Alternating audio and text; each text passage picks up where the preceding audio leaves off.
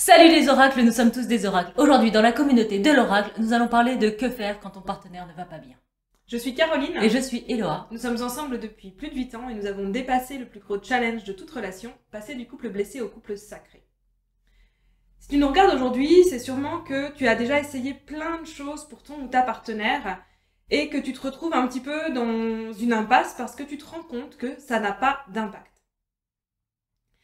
Ce qui se passe, et c'est important de comprendre déjà la dynamique qui se met en place quand tu essayes d'aider ton ou ta partenaire pour pouvoir la changer.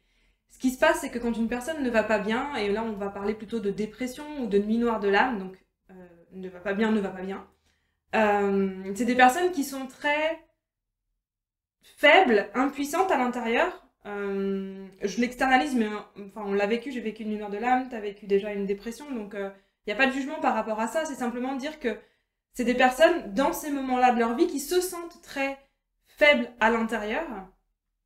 Et ce qui se passe quand tu vas essayer de l'aider, c'est que toi, ça va finir par te faire te sentir impuissant ou impuissante aussi.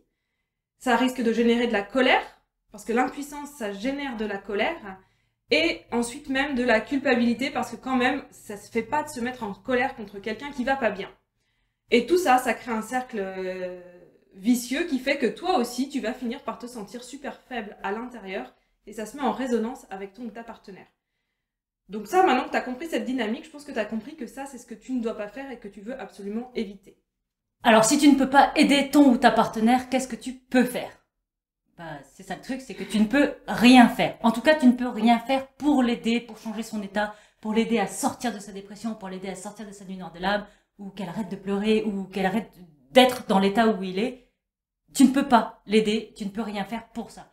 La seule chose que tu peux faire, c'est être présent et présente. Donc c'est d'être là, à disposition, à l'écoute aux besoins, de proposer cette écoute-là, une fois de temps en temps, hein, tu vas pas tous les jours. C'est pas vas-y, parle-moi. Là, c'est trop. Mais de dire, ok, je vois que tu ne vas pas bien. Si jamais tu as besoin d'en parler, je suis là. Rien de plus que ça. Quand on me dit ça, on sait que c'est quelque chose qui peut être super difficile parce que ça vient vraiment nous toucher intérieurement quand on voit quelqu'un qu'on aime qui ne va pas bien.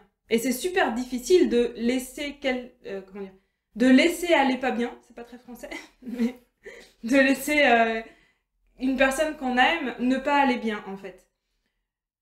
Et pourtant, c'est vraiment la seule manière que tu vas pouvoir l'aider. À chaque fois que tu vas vouloir le faire changer, comme tu disais, ça va pas l'aider. Donc, ne rien faire, c'est l'aider. Quand tu es en train d'essayer de faire changer la personne, en fait, cette personne-là, elle est dans une posture de victime et toi, tu vas te mettre dans une posture de sauveur et donc tu vas alimenter le triangle de Cartman.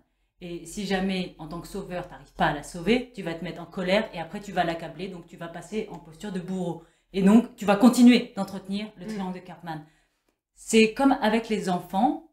Souvent, ce qu'on a appris, c'est qu'avec les enfants, il ne faut pas les laisser pleurer. On veut tout de suite aller les consoler, les empêcher de vivre leurs émotions. Et du coup, là, en fait, on les empêche de traverser ça. Ce qui fait qu'après, en tant qu'adultes, ils ont beaucoup de peine à vivre ça. Et ce qui fait qu'aujourd'hui, on fait tous du dev perso pour apprendre à vivre nos émotions. Donc, là, aujourd'hui, tu es adulte. La personne avec qui tu es est adulte. Elle est responsable de traverser ces périodes-là. Tu es responsable de la laisser traverser ces périodes-là et de juste être en présence quand elle décide de faire le pas de s'en sortir. Il y a un mot que j'aime bien, qui peut bien expliquer ça, c'est faciliter. Dans le sens où tu ne veux pas l'aider à sortir de sa dépression, tu ne veux pas l'aider à sortir de sa nuit noire de l'âme. En fait, tu veux l'aider à faciliter la traversée de la dépression et de la nuit noire de l'âme.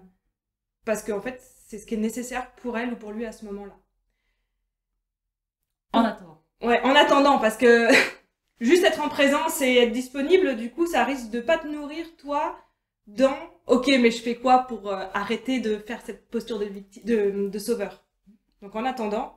En attendant, tu te soignes toi. Parce que si tu as envie de revêtir ta cape de super-héros ou de prendre la hache du bourreau, c'est qu'a priori, son état est en train d'activer une blessure chez toi. Et donc la guérison, elle doit se faire aussi chez toi, pour ne plus être activée par l'état de ton ou ta partenaire. Et puis tu peux aussi faire plein de trucs qui te font kiffer, vibrer, des choses que tu as envie de faire, parce que plus tu vas aller bien, plus tu vas amener de l'énergie positive dans le couple, et plus ça va potentiellement l'aider à remonter la pente de son côté tout seul. Si ce travail de guérison, c'est quelque chose que tu as envie de faire avec nous, on te met un lien dans la description et tu peux réserver un appel. Et on se dit à bientôt dans la communauté de l'Oracle.